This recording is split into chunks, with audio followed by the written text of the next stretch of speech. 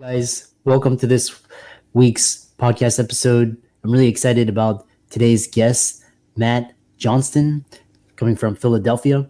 And he's a seasoned entrepreneur, business strategist, and he's the pioneer behind ReFrame. It's a revolutionary business methodology that transforms and elevates brands to new heights. He's got a fantastic marketing background, video, consulting. We'll hear all about it. And so, Matt, welcome to the show.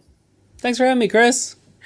Yeah, it's a pleasure to have you, and we connected through Podmatch. And tell people, your story, your background, what you do, and we'll get into it.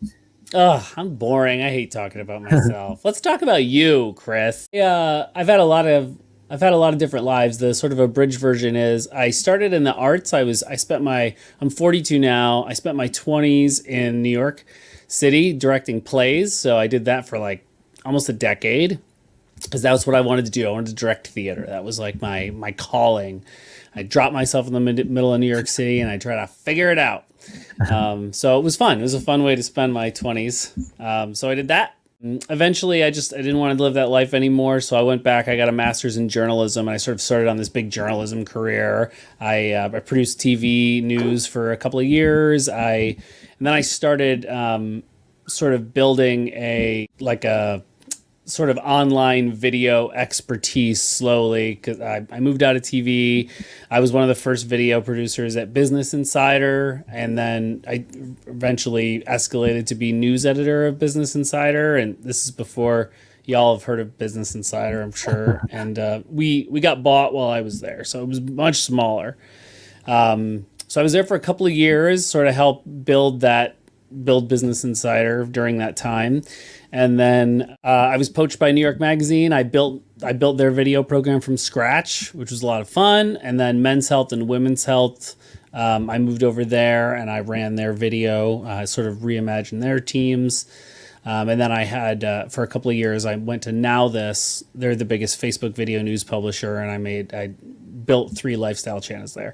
So that's like sort of what I did before everything here.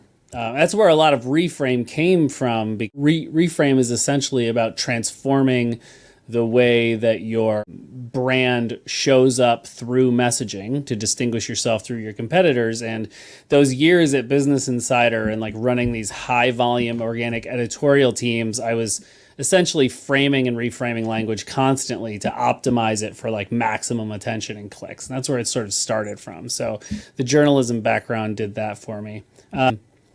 I built like a big video and marketing agency, Guide Social. We had 17 Shark Tank clients. That was cool. Not doing much with that anymore. Mostly now I just do sort of consulting and coaching programs, courses, and things like that. I'm just teaching people more how to reframe their business these days. So that's the 5-minute version. Yeah. Yeah, interesting. And so we can, we have a lot to talk about because you have a lot of entrepreneurial business experience. And one thing is, this whole idea with brands and marketing. And so talk to the audience about what prompted you to develop the ReFrame concept and how's it transformed the businesses you've worked with? I guess what prompted me essentially, I tell these a couple stories like this in the book that's coming out. Really, just sort of doom scrolling through social media and just seeing just so much crap. I'm become some. I'm sure that Gen Z would call me an old curmudgeon, but I talk about something in the book a lot called what I call the Instagram effect, which is essentially that the social media has a lot of good things that it does for us, but the negatives of it I find are pretty pronounced. And the biggest negative of social media in general is that obviously we're all trying to be like everybody else. And since we're all trying to be like everybody else, everybody ends up in the middle. And when everybody ends up in the middle, especially from a business standpoint, nobody's going to win because you can't win in the middle. And, this goes back to psychology. My favorite business book of all time is, if you can call it a business book, it's a life book, really. How to Win Friends and Influence People, like by Dale Carnegie, like written 100 years ago. His whole thing that he just talks about over and over and over again, the book is simple, really. It's really about empathy. Essentially, it's like you need to put yourself in the other person's shoes. You need to see what they're seeing. And you have to realize that human nature is that we are hardwired to crave validation and belonging and to be seen. And so if you want people to like you and if you want to influence people, you need to give them that validation, that being seen. You need to listen more than you talk, those kinds of things. Like that's sort of like the whole book in a nutshell. And I think that we've seen that, if Dale Carnegie was alive now, he would be saying the same thing as me. I think that Instagram and TikTok and all these social media platforms have sort of caused something of an epidemic of sameness. And with business, I mean, you see it all the time. You see it, Chris. Like you go on Facebook and or Instagram or TikTok, and like every single business is saying the same things all the time. And it's very difficult to know what they do, who they help, what results they deliver, what their product is half the time. And that's what we see on social media, but this goes over to their websites. I mean, I go to so many, there's consulting clients or leads come in or whatever, or somebody asks me about one of their, go to their website and it's always the same. I can't tell what you do. I can't tell who you help. I can't tell why you're different or unique. It's, my largest skill I've always said is being able to frame the way that we show up in the world and the way that we show up online. And, back in the journalism days, it was about maximizing it for clicks. And in the business days, it's about maximizing it profit and market share due to more exposure. You need to be differentiated. You need to get the hell out of being the same as everybody else because you don't know what else to do and you're worried what people will think of you. And you need to bravely move into differentiation, even though it's scary and even though it's not going to feel comfortable all the time. So that's the epidemic that I'm trying to fix. Yeah, it's quite interesting in this idea of sameness and everybody trying to copy each other, and but it's the people that really stand out. So one way to stand out is talking about polarizing. I can name I'll name Trump, but he's good at polarizing. So, but talk about Love Me or Hate Me, the profitable art of polarizing your audience. Yeah. I mean, there is so much science on this. I mean, this is a key part of the ReFrame method, right? So the ReFrame method, you take yourself through what I call the SEED system, which is specificity, empathy, elevate, and division. So D is division. So this is, you need to dare to polarize. There's so many examples of the power of polarization, and there's so many examples of polarization not being necessarily a negative or derogatory thing. Trump is the obvious example. He's villainized. He tried to be the villain, but then he was so incredibly specific with the way that he talked to a specific group of people and fed them and validated their values, that it didn't just make them passively interested in them, it made them feverishly in love with him because he shared their values, right? And basically, I don't need the people that are interested in gay marriage. I don't need the people who are pro-choice. Screw you guys, I don't even care. I'm just going to completely go over here. So obviously that's the extreme, and there's all sorts of other things with that. In business, though, nobody stands for anything, right? Nobody ever polarized, but it's incredibly powerful. And there's all sorts of science behind this, we're sort of hardwired to seek people with our values. Our brain creates shortcuts in our minds based on what we're going to choose, depending on what we have seen or heard from different brands. We just want easy choices, and we want to be aligned with people who have the same values as us. So everybody's in the middle and not really go, they don't want to offend anybody. They don't want to go too far one way. And I'm not saying even political polarization. That's not what I'm talking about. It's not the only way to polarize. That's just mostly the way that we talk about it. But like, I think Apple's a great example. Like, Apple is the most valuable company in the world. And they are also one of the most polarizing companies in the world. I think that if you just want to look at one extreme polarization example from Apple, if you really need to see like the best company in the world, arguably polarizing to a huge extent, just look at that Justin Long and what's his name ad from the early 2000s. Do you remember that ad where you had the PC guy and the Mac guy on the white background? Do you remember that ad, Chris, or no? No, I don't remember. Okay, No. really super hyper mega famous ad. So you had this, it was a full white background, just like it always is with Apple.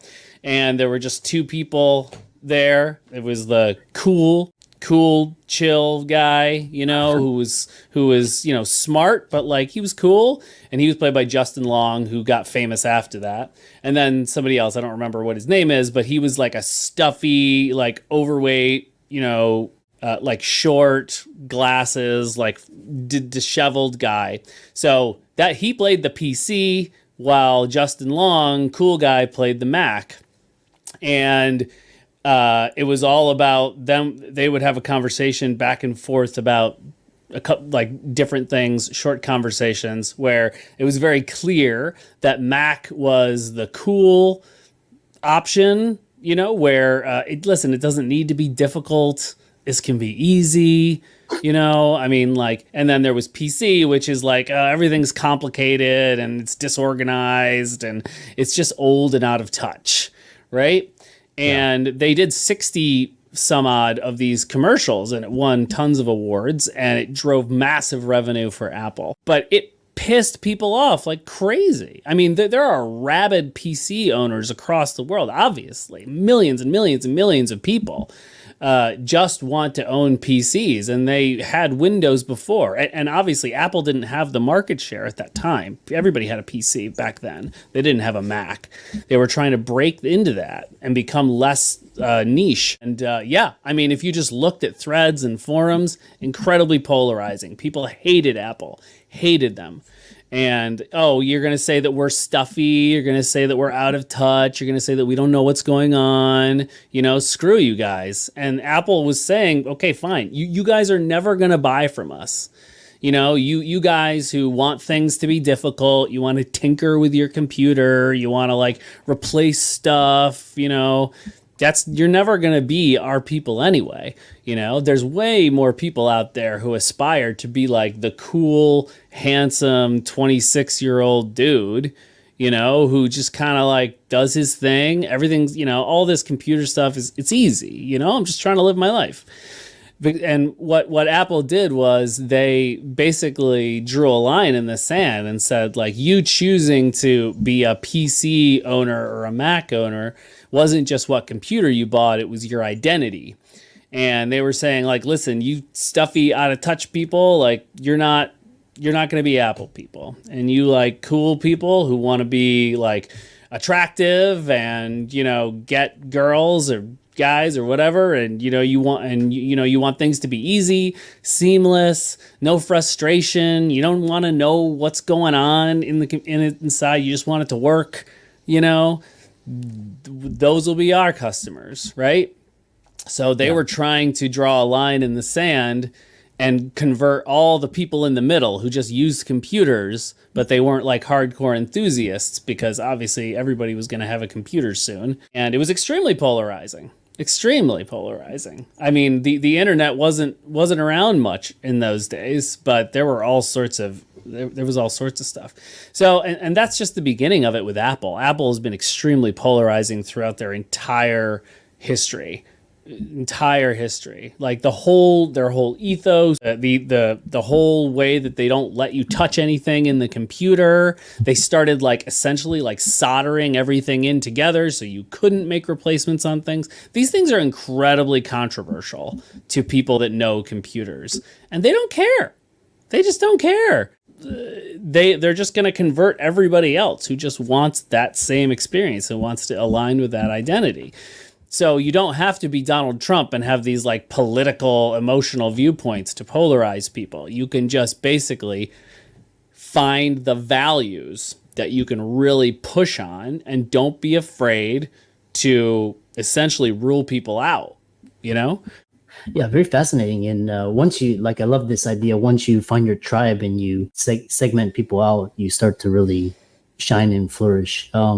As we come to the end, kind of tell people, how to contact you, follow you, because you have a lot of experience and you're on social media. And, what's kind of your key, 2-3 minutes, last minute parting words? I mean, I think I just the only parting words I have really is to, if you've listened to this and you've had and this interested you at all, you should really think about being brave and thinking about what you can take a stand for. That's not enough. I mean, you have to transform the whole way you show up in the world. But I think that courage comes first with this stuff. I mean, I think the main thing is, I have a whole book on this coming out called ReFrame. Just go to reframeit.io. You can pre-order it and get in there. And there's all sorts of juicy bonuses I'm going to be giving people on pre-order. So yeah, that's the place to go. Awesome. And for all the audience out there, let's thank Matt for coming onto the show, talking about polarization, specificity. Of course, we'll have him on the show again to talk more key business marketing insights. And all of his links will be in the show notes. And with that, thanks so much for coming onto the podcast.